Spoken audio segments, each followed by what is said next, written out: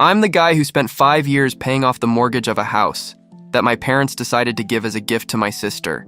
And no, they didn't even bother to tell me. I found out in the worst way possible.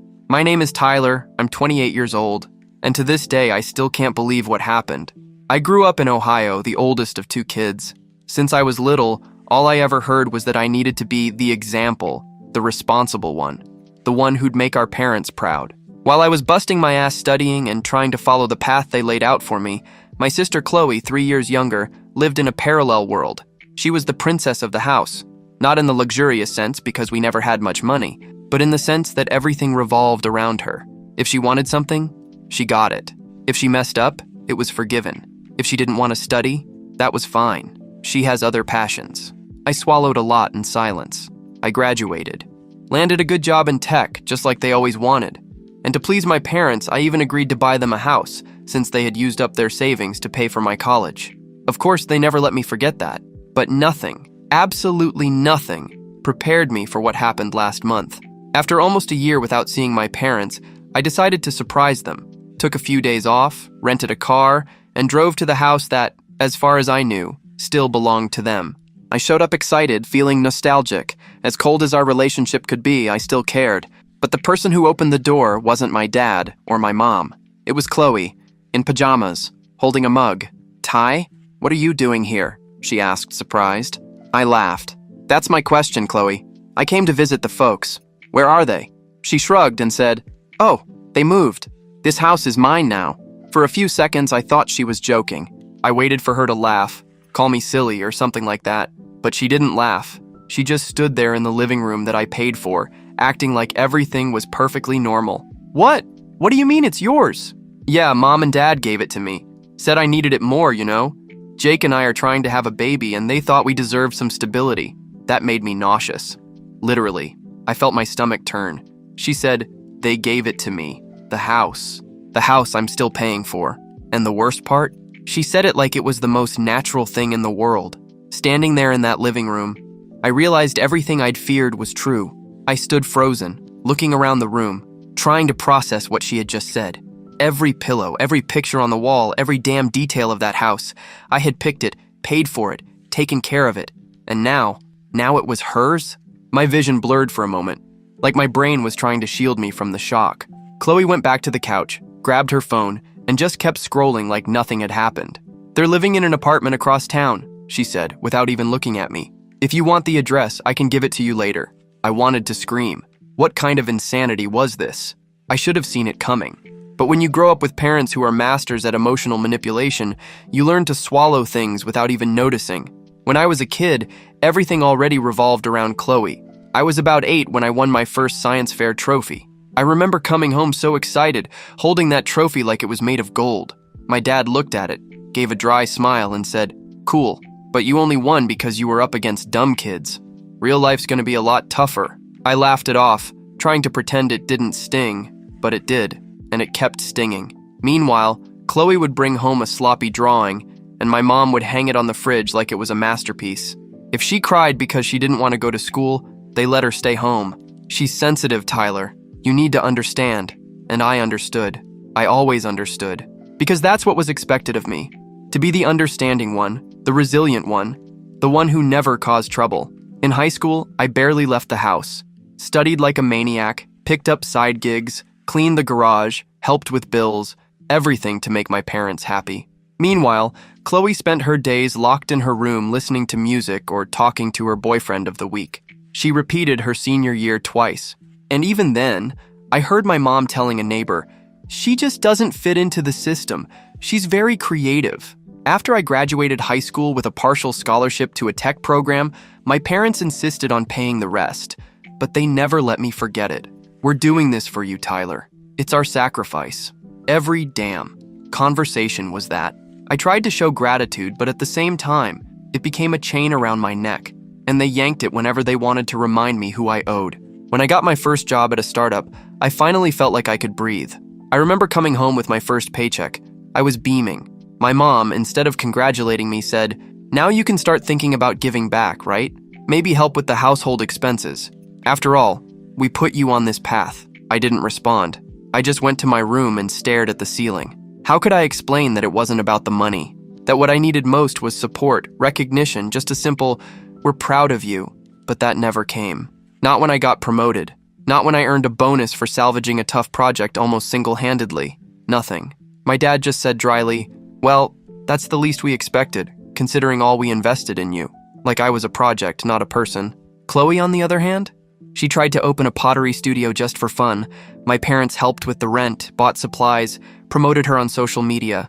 The business lasted 3 months, and no one ever threw it in her face. It was in that atmosphere, after a lot of not-so-subtle pressure, that the whole house conversation started. My dad would say things like, "Son, we're getting older. We don't want to spend the rest of our lives renting." And my mom would add, "You've got a good job, it wouldn't hurt to help. After all, we helped you." It crept into my head like slow poison. At first, I resisted, said I still had roommates, couldn't afford it, but they kept at it, calling at random times just to remind me, sending Zillow links. One time, my dad even drew a floor plan on notebook paper saying, "This is our dream home." And the worst part? A part of me felt guilty for hesitating, because I was raised to feel indebted. So when I hit 5 years at my company and had saved up some money, I gave in. Found a modest but decent house in Cincinnati. Did the whole process under my dad's name, a choice that now I see was the biggest mistake of my life. They moved in, threw a party, posted pictures on Facebook with captions like, "Proud of our kid's success," and still, nothing changed. I was still the emotional and financial bank of the family, and Chloe was still the son everyone revolved around. After they moved in, I thought, just for a brief moment, that things might finally get better, that maybe now I'd have peace. I convinced myself that this house was closure, a fair gift, that the emotional debt was settled, and for the first few months, it actually seemed that way. They stopped constantly asking me for things, started treating me with a sort of politeness, cold but civil. My mom would send pictures of the garden she was fixing up, and my dad would comment on the neighborhood, saying he finally felt at home. I tried to believe it was all genuine, but deep down, I stayed on alert. I could never truly relax. I still felt like something was unresolved between us, like something hung in the air.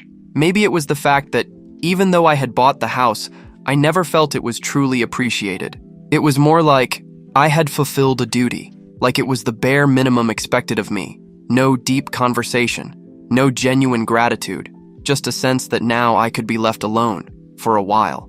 Meanwhile, Chloe kept living her life at the same pace, a new hobby every week, a new wild plan every month. One week she was into coaching, then beauty aesthetics, then she launched a lifestyle YouTube channel. My parents watched every video, shared them proudly, commented on how creative she was, how she had a special glow. When I asked if she had found a job, my mom replied, "She's focused on finding her calling. And you know, callings don't show up overnight." I laughed. You know that kind of laugh that tastes bitter? The kind of laugh that wants to be a scream? It was always like that. I worked myself to the bone to pay the bills, juggled 2 freelance gigs on top of my main job, barely had a social life. But she was the one who deserved applause for finding herself. And still, I kept sending the mortgage payment every month, on time. Sometimes I even rounded up just to pay it off faster. Because deep down, I still hoped that maybe someday they'd look at me with the same light in their eyes that they had for her. The first crack appeared when my dad texted me at 3 a.m. asking for help to fix the car, said he was out of funds at the moment, and that it was an emergency. I sent the money, of course, and the next day I saw Chloe post a photo on Instagram from an expensive cafe captioned, "Family Brunch." The 3 of them were smiling like nothing had happened. The caption said, "Grateful for having such amazing parents." No mention of me, not even a thanks for helping with the car. I let it slide. One incident here, another there. Next thing I knew, I wasn't just covering the house, but patching up pieces of all 3 of their lives. One month it was a late electric bill. The next, a health insurance premium. Everything fell on me, like it was my duty to plug the holes. And whenever I hesitated, the classic phrases came out, "You've got a good salary, you're single, you don't have to support anyone else. You owe us this, Tyler." Then came the day Chloe called me saying she was considering dropping everything to become a full-time influencer. She wanted to know if I could invest in her. Yes, she used that word. Invest. Like I was a bank or a sponsor. It's just for a few months until I grow my audience. "We can make a deal like a return with interest, you know?" I choked. Literally. She was asking me to bankroll her blogger lifestyle while I was still splitting rent and struggling to keep my own bills in check. I told my parents, hoping, just maybe, that they'd knock some sense into her. But my mom said, completely calmly, "She has potential, Tyler. You should be proud she trusts you enough to ask for help." Siblings should support each other. And then came the bomb. Actually, Chloe's going to stay at the house for a few days. She and Jake are thinking about having kids. They need a more stable environment. I didn't even know how to react. I spent days stewing over it at work, barely able to sleep. It felt like they were slowly building a whole new life on top of what I had built, and leaving me out of it. Until one afternoon, coming back to the house after weeks without visiting my parents, I saw the garage full, thought it was strange.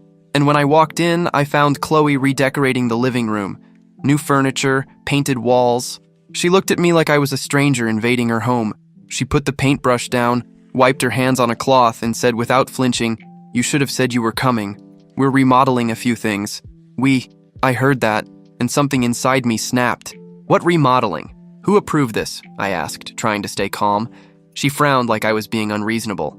"Mom and Dad said I could make the house more me. I mean, we're going to raise a family here, and they already decided this house is for us." I swallowed hard, took a deep breath, went into the kitchen, trying not to explode. Every detail was different. New curtains, replaced utensils, even the damn spice rack had been switched. It felt like I had walked into someone else's house. Like everything I had financed had been slowly stripped away from me without me even noticing. That same night, I went straight to my parents' apartment, showed up unannounced, still fuming. My dad opened the door with a tired look, and my mom came right after. "Can we talk?" I shot out. They glanced at each other, a little uncomfortable, and let me in. I sat on the couch, straight to the point. "Chloe said the house is hers now, that you gave it to her. Is that true?" My mom gave that sickening little smile I've known since I was a kid, the one she used when she knew she messed up but wanted to pretend everything was fine. "Tyler, sweetheart, you have a stable career, you're doing so well. We thought you wouldn't mind. Chloe needs stability. She's thinking about having a baby." I was frozen. My dad crossed his arms and added, "She didn't have the same opportunities as you. We never paid for her college. She deserves a chance. And you can buy another house." The way he said it, as if it were simple, automatic, like I printed money, knocked the air out of me. I couldn't breathe right. "You didn't even think to ask me? To tell me?" I said, my voice already trembling.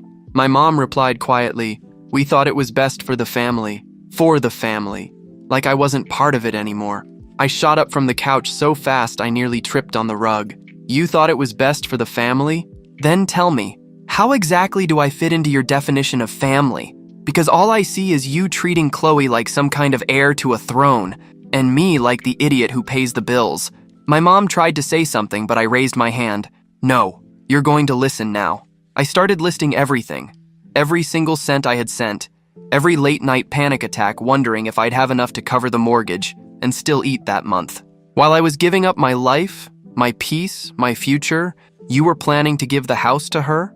The house I'm still paying for? My dad scoffed and answered with that fake authoritative tone he always used when he wanted to sound firm.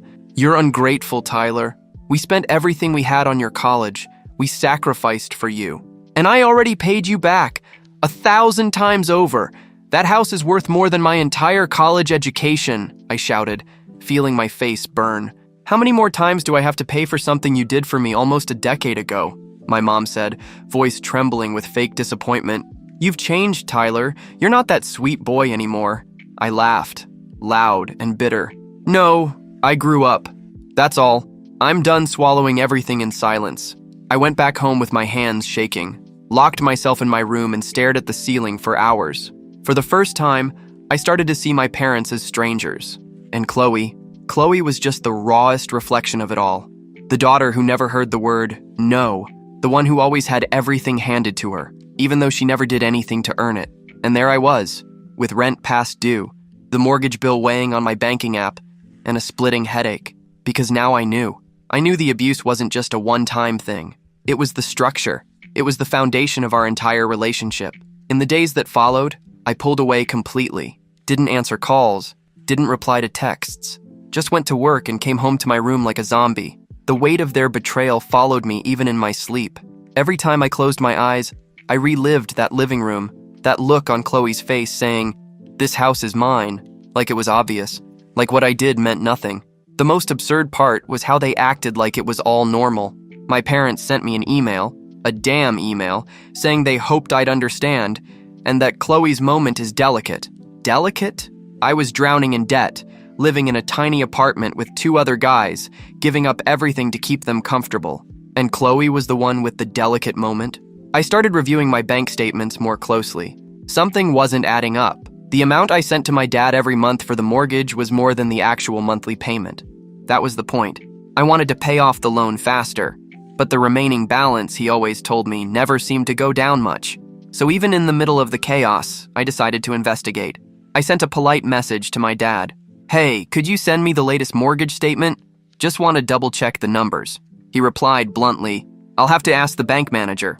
Let's go tomorrow?" I agreed. Had to swallow my pride and spend another day in that town just to be sure. The next morning, we met at the bank. The manager was a nice guy but gave me a weird look when I asked to see the payment history. When he printed out the statements and laid them on the desk, my head started pounding. The numbers were wrong, completely wrong. I had been sending monthly payments with almost 35% extra, but there, only the base amount showed. No additional amortization. None of the bigger deposits I'd been sending month after month. "Sorry, sir, but these are the payments we have on file," the manager said. "Impossible. I've been sending more than this. I have the receipts on my phone." I opened my banking app, showed the amounts, pointed out line by line how much I had transferred. Then my dad cleared his throat, shifted in his seat, and said, with the most shameless expression ever, "Yeah, I used the extra to pay for the rent on our apartment." I didn't know what to say. I just stared at him, waiting for it to be some sick joke. But he held my gaze and added, as if it were nothing, "Well, we're living elsewhere now. We had to make it work." At that moment, my chest tightened like never before. "You used the mortgage money to pay rent?" I asked, barely able to speak. "You knew I was sending extra. I talked about it every time we spoke." He shrugged. "I thought you knew. I thought you were helping the family."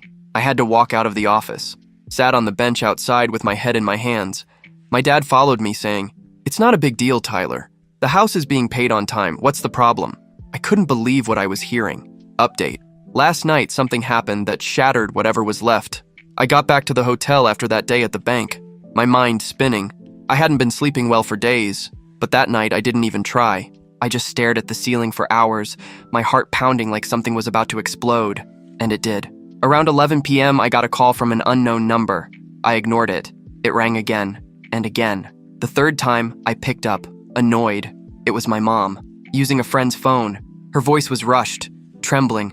"Tyler, please, has your father shown up?" "What do you mean, shown up?" "He went to find you. Said he wasn't going to let things end like this. That you two were going to settle it man to man." I jumped out of bed, walked to the window. Nothing, but my heart was in my throat. I hung up, went to the hotel room door, opened it, empty hallway.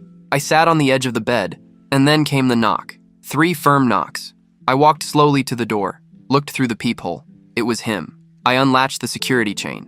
"What do you want?" "To talk. Like men. No drama." I laughed. A dry, bitter laugh. "You've got to be kidding. You're taking this too far, Tyler. It's just a house.